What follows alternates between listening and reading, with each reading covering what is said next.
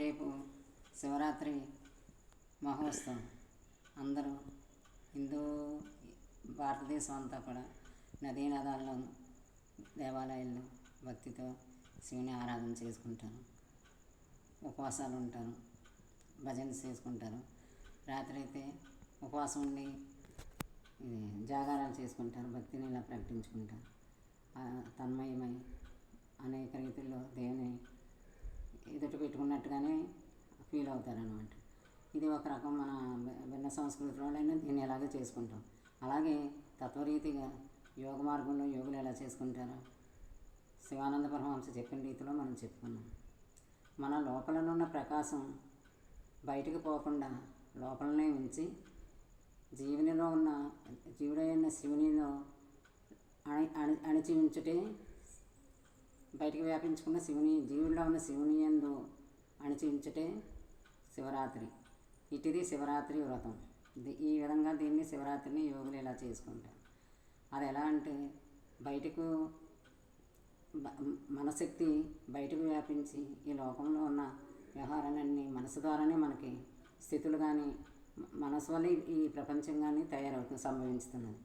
అట్టి ప్రకాశాన్ని కానీ ఈ మనశక్తిని కానీ బయటకు వదలక మన లోపలే ఉంచి దాన్ని ఈ ఈశ్వరులు జీవుడైన ఈశ్వరులుగా ఎలాగా తనకు తానై తన్మయమవ్వాలో ఒక మార్గం ఉంటుంది. ఆ మార్గం ద్వారా తెలుసుకుని ఆ రీతిగానే ఈశ్వరునిలో ఐక్యమే తానై తనలో తానై ఆనందం పొందటం, కలిసి ఉండటం, జీవునితో జీవైక్యం పొందటం శివరాత్రి.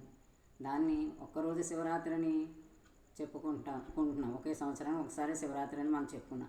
కానీ మనం ఎల్లప్పుడూ కూడా మనకి సమయం ఉన్నప్పుడల్లా ఈ ప్రకారంగా మనం శివరాత్రి